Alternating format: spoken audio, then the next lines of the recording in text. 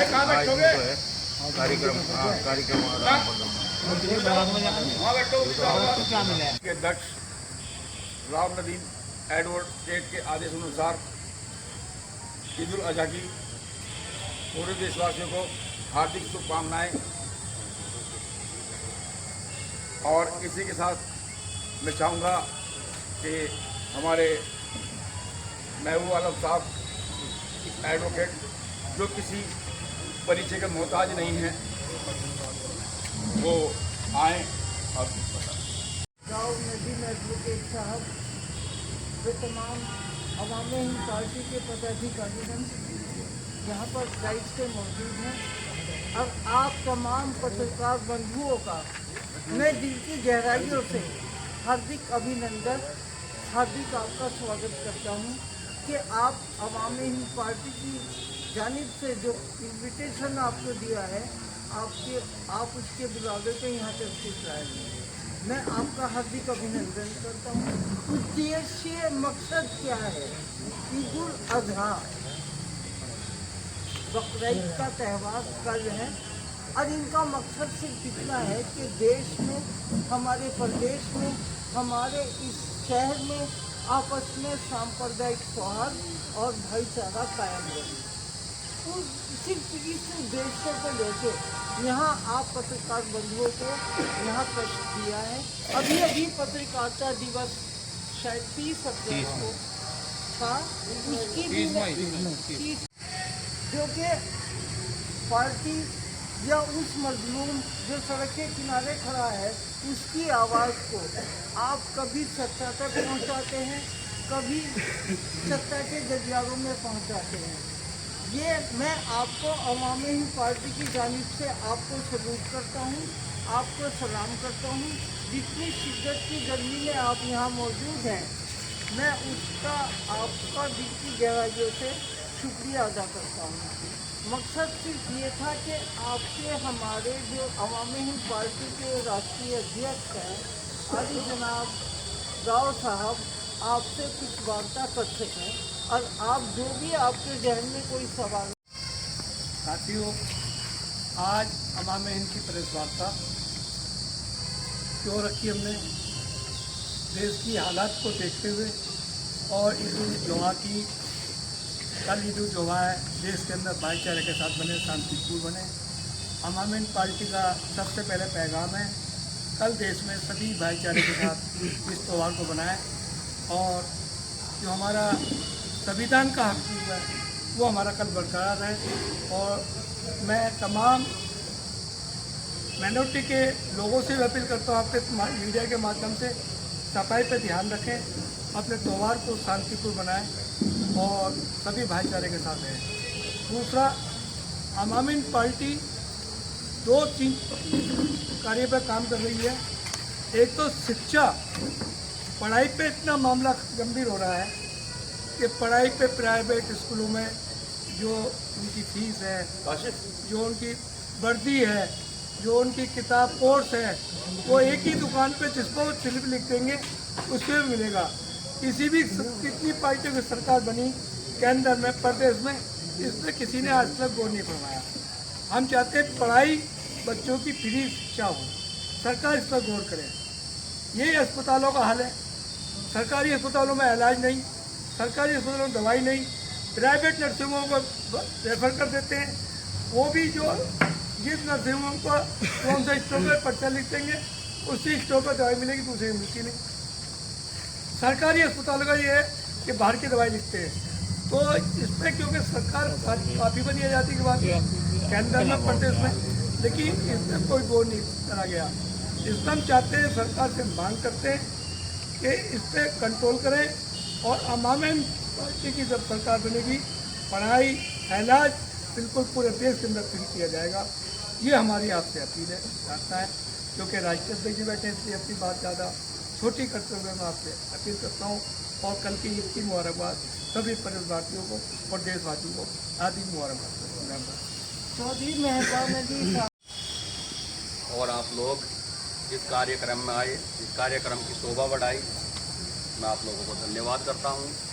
और अपने सभी देशवासियों को कल जैसे कि ईद है, ईद उल अज़हा है, उसकी मुबारकबाद देता हूँ और मुस्लिम भाइयों से अपील करता हूँ कि किसी भी प्रकार की जानवर की कुर्बानी करते समय सड़क या रोड पर ना करें, गंदगी का विशेष ध्यान रखें, किसी प्रकार का भी राजनीतिकरण ना करें। आवाम हिंद पार्टी देश में जितनी भी पार्टियां बनी हैं, सभी पार्टियों ने आज तक देश में ऊंच नीच का भाव रखा है, देश को धर्म जातियों में बांट कर रखा है, जिससे हमारे देश में तरक्की का बहुत बड़ा अभाव है। हमारे देश में रोजगार, शिक्षा, सब चीज़ों की बहुत ज़्यादा परेशानियां हैं, दिक्कत हैं। और राजनीतिक पार्टियों ने कभी भी देश में किसी भी प्रकार की तरक्की का नहीं सोचा। आवाम हिंद पार्टी देश में एक नई दिशा देश को देने की तरफ कोशिश कर रही है और आवाम हिंद पार्टी लगातार इस पर कार्य कर रही है।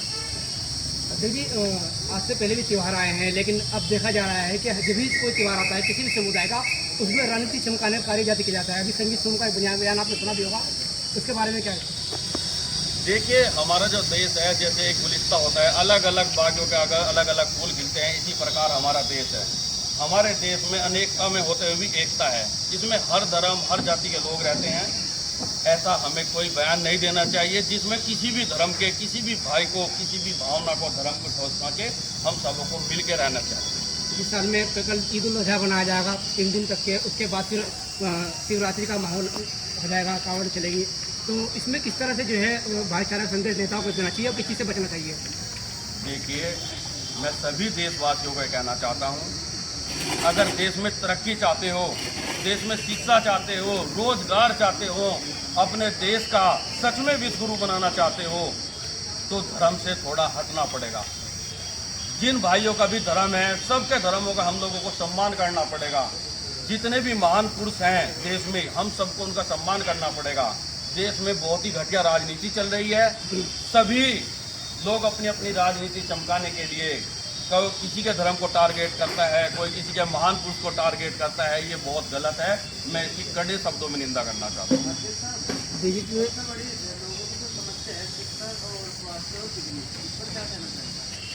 देखिए, हमारे मीडिया बंधु ने बहुत अच्छा सवाल किया है।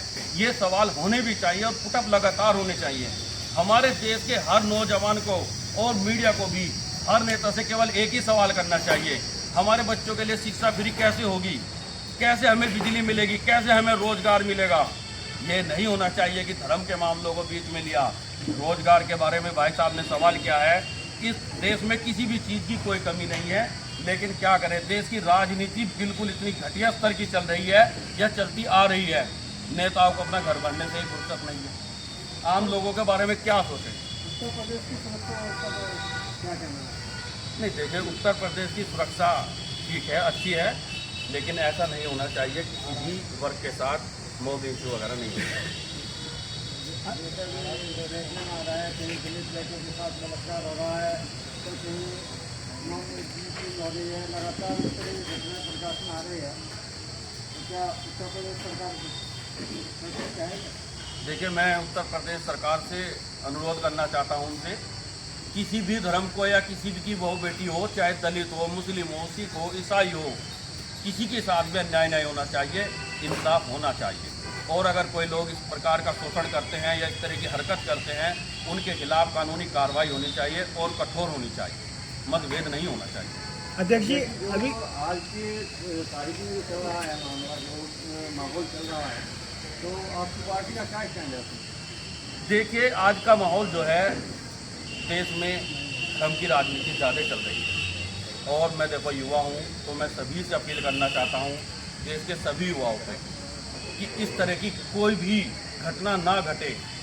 जब भी कभी हम किसी धर्म के मामले में उलझते हैं तो देश हमेशा पीछे जाता है, देश आगे नहीं बढ़ता।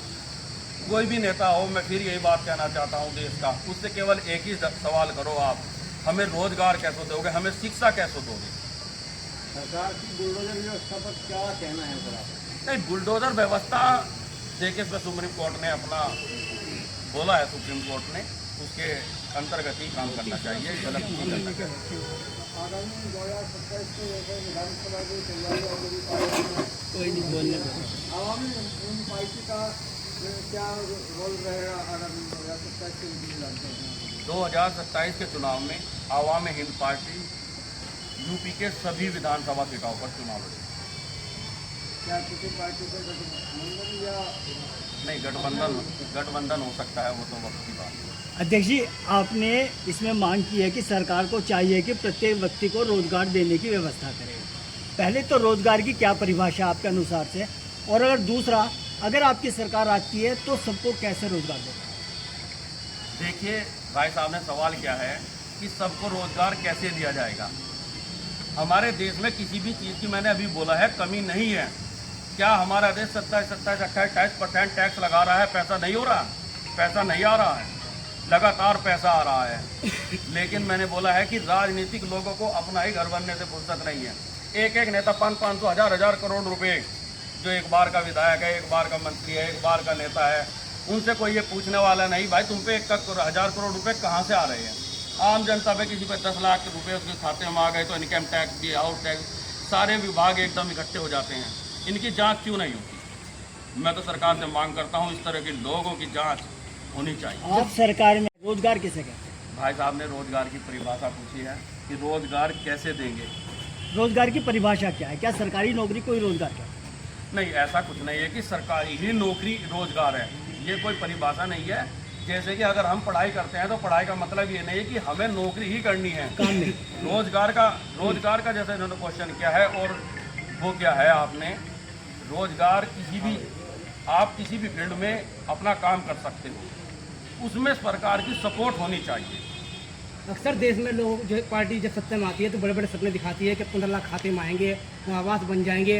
आज दिल्ली में जो मामला था, सबसे पहले पहल करी केजरीवाल ने 200 यूनिट की। अब सारे प्रदेश में इसकी कहा तो जाता है, लेकिन हर जगह सपना बन के रह गया। नहीं, देखो, अगर आवाम हिंद पार्टी सत्ता में आती है भविष्य में कभी भी, तो ये बिल्कुल आप लोगों के सामने, पूरी मीडिया के सामने मैं कह रहा हूँ कि 200 यूनिट हर गरीब के लिए बिजली हर हाल में मुफ्त करेंगे हम।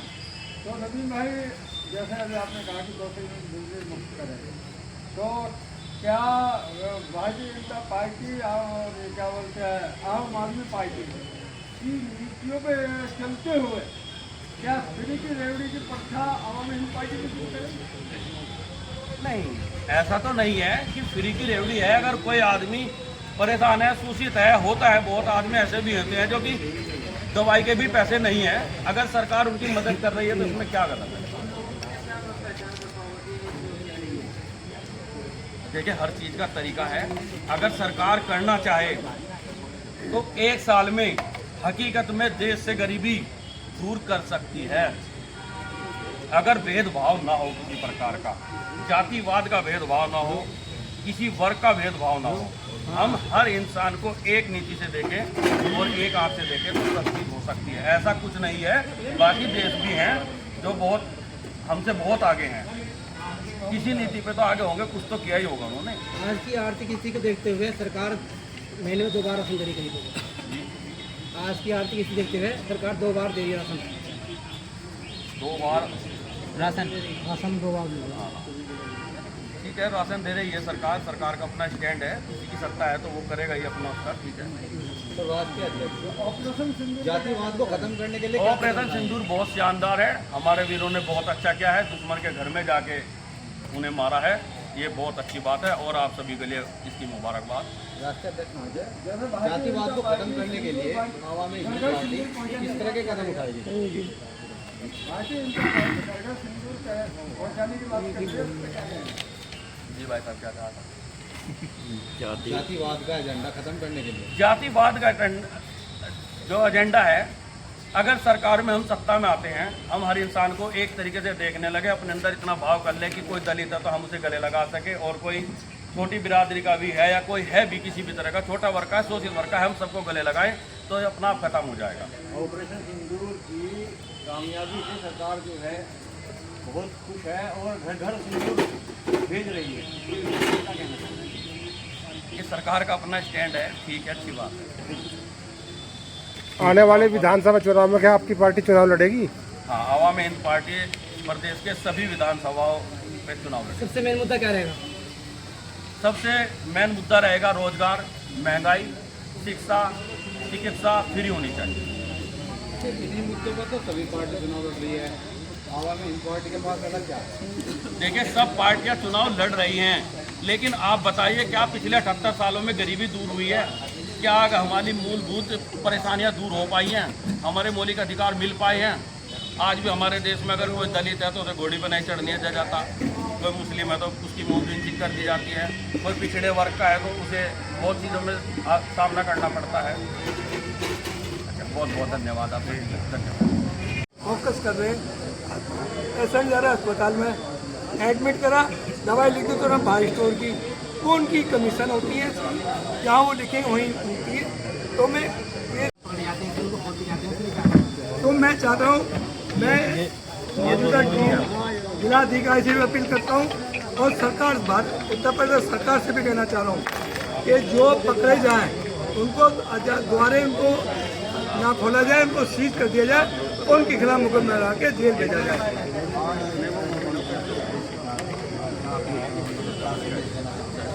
आज की प्रेस कॉन्फ्रेंस में हमारा सबसे पहला 2027 का मुद्दा है। 2027 में तमाम सारी सीटों में 403 सीटों पर चुनाव लड़ेंगे। जैसे कि हर पार्टी जब चुनाव आती है तो चुनावी स्टंट बनाए कि शिक्षा की और बेरोजगारी की बात है, लेकिन जब पार्टी सत्ता में आ जाती है देखिए, आपकी बात सही है, आपकी बात सही है कि जो हर पार्टी महंगाई और बेरोजगारी करती है, लेकिन आपको विश्वास दिलाता हूँ, हम हवाई फेरिंग नहीं कर रहे। आवाम हिंद पार्टी जब सरकार में सत्ता में आएगी, सरकार बनाएगी, सबसे पहले कानून बनाएगी कि जो हमारे धर्म के नाम पे, जातिवाद पे जो बेटियों की चोरी की जाती है, घोड़ी पे चढ़ना का मजे कर दी जाती है, उनके खिलाफ, और सरकार उसके बाद में उनको स्वागत करके उनको रिहा करने का काम की। लेकिन हम वो कानून बनाएंगे, 3 महीने के अंदर अंदर स्पेशल कोर्ट बनाई जाएगी, 3 महीने के अंदर अंदर उनका फैसला करके ऐसे आदमियों को आजीवन कारावास या फांसी की सजा होनी चाहिए। पार्टी में हिस्सेदारी है, वैसे ही पक्ष में भी है, संगठन भी है, तो अल्पसंख्यक देखिए, अल्पसंख्यक का मैं आपको बताऊँ कि RSS प्लानिंग बहुत क्लियर, और ये प्लानिंग हम फेल करने जा रहे हैं, और यही वर्तमान सरकारें करती आई हैं। वर्तमान सरकार वादा चुनाव में घोषणा पत्र बहुत लंबा बनाती है। हमारा घोषणा पत्र लंबा नहीं होगा, हमारा वही होगा जो घोषणा पत्र जो देश की जनता और प्रदेश की जनता का भला होता है। भाई, अरे इतने संगठन बने हुए हैं, अभी अलीगढ़ में कांड हुआ, उसके हमारे पास लाइसेंस भी है, हमारे पास सारे प्रमुख मौजूद हैं, उनके साथ मारपीट कर दी गई, सरकार ने क्या एक्शन लिया? मैं सरकार से, उत्तर प्रदेश सरकार से कहना चाहता हूं कि वो ऐसा कानून बनाए, 1 महीने का जांच हो और ऐसे आदमियों को कड़ी कड़ी सजा दी जाए, क्या कि दूसरे की हिम्मत ना पाए। ये बातें सिर्फ प्रेस कॉन्फ्रेंस के जरिए की जाएगी या इसके बारे में तो विरोध भी किया जाएगा? नहीं, विरोध कर रहे हैं हम। क्या मैसेज रहेगा देशवासी को आज हमारे माध्यम से पढ़ते? यही है, सरकार इसका कानून बनाए और सरकार इसे क्लियर करे, और सरकार जो इस पर इन्हें सजा देने का काम है। ठीक। देशवासियों को कल ईद है, ईद उल अज़हा की मुबारकबाद देना चाहता हूँ, और मुस्लिम समाज से अपील करना चाहता हूँ कि सभी मुस्लिम जानवर की कुर्बानी करते समय साफ सफाई का ध्यान रखें और खुले में ऐसा ना कुर्बानी करें। आवामी हिंद पार्टी सभी समाज को बराबर का हक दे रही है। देख रहे हैं कि अल्पसंख्यक के अध्यक्ष अलग बनाए गए हैं, अनुसूचित जाति अलग बनाए गए हैं। अध्यक्ष जी, क्या उद्देश्य है? आवामी हिंद पार्टी देश में जिस प्रकार का जाति वर्ग में, धर्म वर्ग में देश को बांटा गया है, आवामी हिंद पार्टी पूरे देश को एक करने का काम करेगी और सभी के साथ न्यायपूर्वक और सभी को देश में हिस्सेदारी देगी। अध्यक्ष जी, कुछ लोग राजनीति करना चाहते हैं, लेकिन कैसे राजनीति करते बात सुनकर, सवाल सुनकर, उनके भाषण सुनकर राजनीति में नहीं जाना चाहते, तो उन लोगों से क्या पढ़ना चाहते हैं? अपनी पार्टी के लिए क्या? देखिए, मैं तो देश के सभी युवाओं से कहना चाहता हूँ कि जो देश के युवा हैं, अगर हक की लड़ाई लड़ना चाहते हैं, सच में देश को आगे बढ़ाना चाहते हैं और इंसाफ चाहते हैं और जाति वर्ग से उठ के धर्म से उठ के काम करना चाहते हैं देश के लिए, अवाम हिंद पार्टी के साथ आइए, क्योंकि अवाम हिंद पार्टी का अपना मंच भी है और पार्टियां भी इनके साथ में हैं। सर वो लोग कहते हैं कि बराबर का हिस्सेदारी मिलेगी, इसमें हिस्सेदारी किसको? देखिए, देश में जिस जाति की जनगणना, जैसे कि बिहार में जनगणना हुई है, ओबीसी को 63% जनगणना में पता चला है कि ओबीसी 63% है और बाकी भी जातियां इसी तरह हैं। देश में जिस जाति का जितना हिस्सा है उसे इतना ही हिस्सा देश में दिया जाएगा सत्ता में आने पर। ठीक है।